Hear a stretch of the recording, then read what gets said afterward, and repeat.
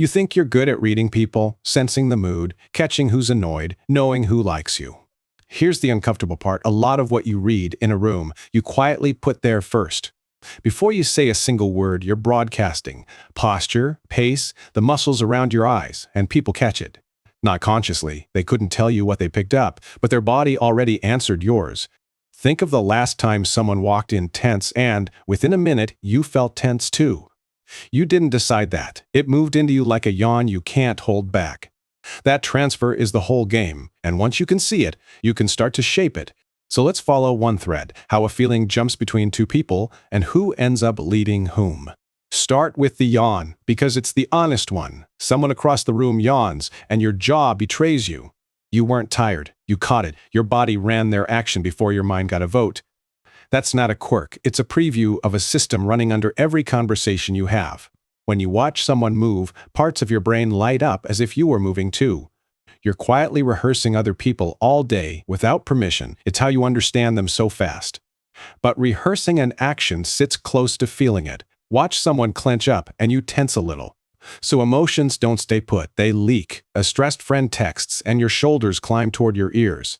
Ever left a good dinner feeling lighter for no reason? You didn't catch luck, you caught them. Scientists call it emotional contagion, and it's faster than talking. It rides on faces and bodies, not words. Which raises the real question, if moods spread, who decides which mood wins the room? Because when two feelings meet, they don't average out politely. One of them tends to take the lead. And the one who leads usually isn't the loudest. It's the one whose signal holds steady. Watch two friends deep in talk at the next table. One leans in, a beat later, so does the other. One picks up their glass. Soon the other sips too. Nobody planned it. Nobody noticed it. This copying has a name, the chameleon effect, and you do it hundreds of times a day. In studies, people unconsciously mimicked a stranger who rubbed their face or shook a foot just by sitting nearby. Here's the strange part. The ones who got mimicked liked the other person more and couldn't say why. The mimicry didn't feel like anything. It just left behind a warm, unexplained, "we click." Why would copying build liking? Because to your old brain, moves like me once meant safe, same tribe. Sameness was survival. So when someone's rhythm matches yours, a quiet part of you stops standing guard. That's the mechanism under charm. Charming people aren't performing at you. They're syncing with you. They match your pace, your energy, the size of your gestures, and you feel oddly understood. You've felt the opposite, too, the person who talks fast while you're slow, and everything grates. That's not a personality clash. That's two rhythms refusing to line up, and your body files it as off. So the first tool isn't a clever line. It's tempo, meeting someone where they already are. Come in slower than a tense person, and strangely, they slow to you. You become the steady one. Sit with that because it flips the usual advice. You don't calm a room by telling it to calm down. You calm it by being the calmest body in it and letting the contagion run in your direction. Same with warmth. Walk in genuinely at ease and glad to be there, and people thaw before you speak. You're not faking a feeling onto them. You're offering a state, and their bodies quietly try it on. That's the shift. Stop trying to read the room and start deciding what you bring into it. If that just reframed something for you, that's exactly what this channel is for. So stick around. We take one ordinary thing you do every day and show you the hidden machinery underneath it. Because we're about to get into the cues you're sending without a clue, starting with the smallest one. Your signals aren't only big. Tiny, unrelated things prime how people read you and how you read them. In one experiment, people briefly held a warm drink, then judged a stranger as warmer and friendlier. Others held an iced coffee and rated the same person as colder. The cup leaked into the judgment. Nobody thought, my hands are warm, so he seems kind. The feeling just borrowed the nearest explanation. That's priming. Your brain grabs whatever's handy, temperature, weight, a word, and quietly colors the next thought. Hand someone a heavy clipboard, and they rate issues as weightier. Heavy in the hand, heavy in the mind. It sounds absurd until you notice your mind is always doing this, filling gaps with the nearest cue. Ever meet someone right after bad traffic and just not like them for no fair reason? That wasn't them. The leftover stress was standing there, and their face happened to be the closest hook. So the room you walk people into is talking before you are. Warmth, comfort, a decent chair, all priming.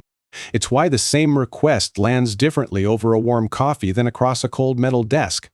You're not tricking anyone. You're just refusing to let a cold room quietly argue against you. Set the temperature, literal and emotional, and you've done half the persuading before opening your mouth. But priming and mirroring only work if you've read the person right. So let's flip to reading. Forget the myths first. Crossed arms don't mean closed off. Sometimes the room's just cold or the chair has no rests. Looking up left isn't a lie detector. Those single cue tricks fail because people aren't that simple. Real reading starts with one word: baseline. How does this person look when nothing's wrong? Some people fidget constantly, laugh loud, dodge eye contact. That's just their normal, not a signal. You're not hunting for a gesture. You're watching for a change from their own ordinary.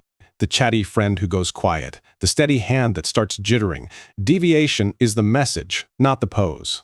And never trust one cue alone. Wait for a cluster, 3 or 4 things moving the same way. One crossed arm is nothing. Crossed arms, turned torso, a flat smile, feet toward the door. That's a paragraph. Speaking of feet, they're the honest part. We police our faces, but forget our feet have an opinion. Watch where someone's feet point. Toward you, they're in. Angled at the exit, they've already half left.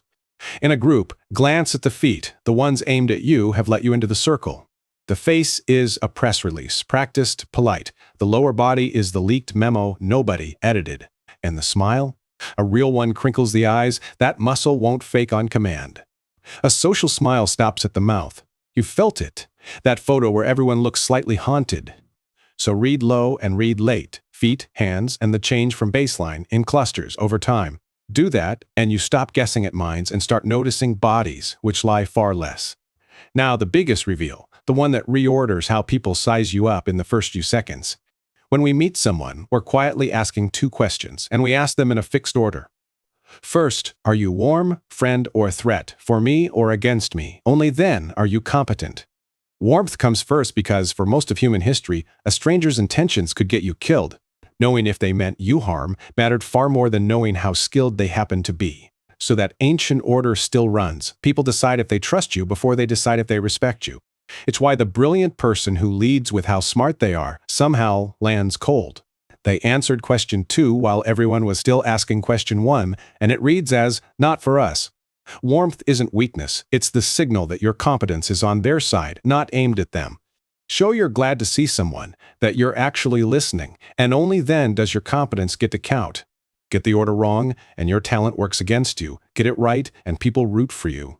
So lead with warmth. Back it with substance. Not a trick, just the sequence people were always using on you.